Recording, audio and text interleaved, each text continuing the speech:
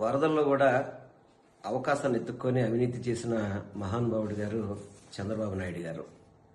వరదల్లో ప్రజలకి సేవ చేయాల్సింది పోయి సేవ చేయకుండా వచ్చిన డబ్బులను కూడా దండుకోవడానికి, అదేవిధంగా ప్రతి ఒక్క దాంట్లో కూడా దోచుకోవడానికి ఇది ఒక వరదల్లో కూడా ఒక అవకాశంగా వాడుకొని చంద్రబాబు నాయుడు గారు వరద బాధితులందరినీ కూడా ఇబ్బంది పెట్టిన పరిస్థితి చూసాం. ఎందుకంటే నిన్న వాళ్ళు రిలీజ్ చేసిన చంద్రబాబు నాయుడు గారు ఏదైతే రిలీజ్ చేశారో సుమారుగా భోజనాలకి 368 కోట్లు ఖర్చు పెట్టారట భోజనాలకి. అదేవిధంగా అకామిడేషన్కి పెట్టని అకామిడేషన్కి 1,40,00,000 రూపాయలు ఖర్చు పెట్టారట.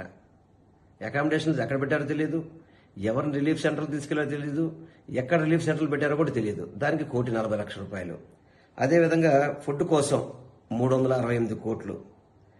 అది కూడా దాదాపు చూసుకుంటే కనుక దాదాపు 6 లక్షల మందికి పెట్టాం మేమని చెప్పుకునే విధంగా చెప్తున్నారు. ఇప్పుడు మీకు అక్షయ పాత్ర పెట్టింది, వివిధ స్వచ్ఛంద సేవా సంస్థలు భోజనాలు పెట్టారు.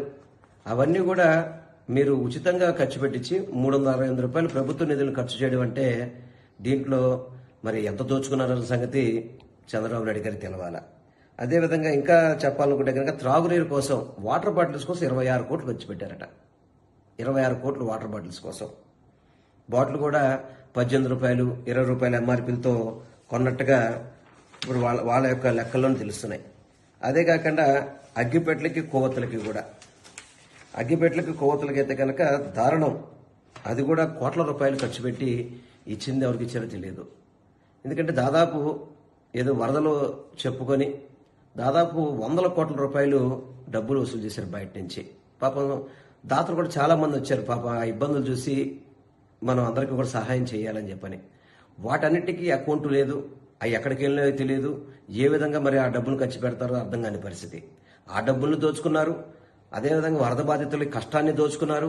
వాళ్ళు దాదాపు 5-6 రోజుల వరకు వాళ్ళకి కనీసం తినడానికి అన్నం కూడా పెట్టలేదు, త్రాగడానికి నీరు ఇవ్వలేదు, కనీసం వాళ్ళకి మౌలిక వసతులు కూడా కల్పించలేని అసమర్థతగా కనబడింది. అదేవిధంగా శానిటేషన్ కోసం అని చెప్పని సుమారు 55 కోట్లు పైబడి ఖర్చు పెట్టారండి శానిటేషన్కి.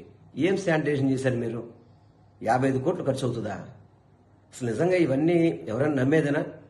అసలు ఇవన్నీ ఎవరు చేశారు? ఏ కాంట్రాక్టులకు ఇచ్చారు? ఏ నిబంధనలతో పిలిచారు?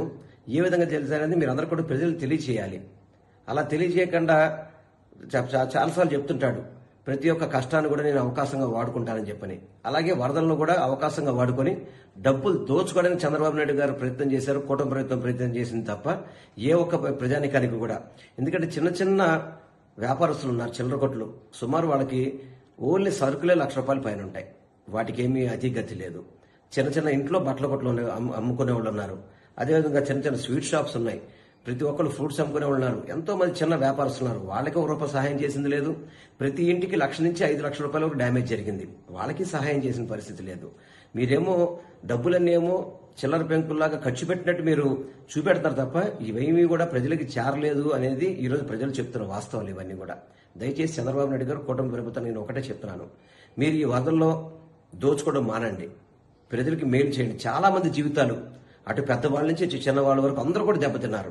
పెద్దవాళ్ళు అయితే కోట్ల రూపాయలు పోయినాయి, చిన్నవారికి అయితే లక్షల్లో పోయినాయి. ఇలా పోతే కనీసం ప్రభుత్వం సహాయం చేయాల్సింది పోవా ప్రభుత్వానికి సహాయానికి ఇచ్చిన డబ్బులను కూడా దోచుకున్న గనులు ఎవరన్నారంటే అది చంద్రబాబు నాయుడు గారిని తెలియపరచుకుంటూ వరద బాధితుల కోసం, వారి సహాయం కోసం ఎప్పుడు కూడా వైఎస్ఆర్సీపీ పార్టీ అండగా ఉంటుంది. వాళ్ళకి ఏదైతే ప్రభుత్వం నుంచి రావాల్సిన నిధుల కోసం కూడా మేము తప్పకుండా వరద బాధితులకి అండగా తోడుగా ఉండి వాళ్ళతో పాటు గట్టిగా పోరాటాలు చేసి అవన్నీ కూడా సాధించుకుంటాం, పోరాటాలు చేస్తామని చెప్పి మాత్రం మీ ద్వారా నేను తెలియపరచుకుంటాను.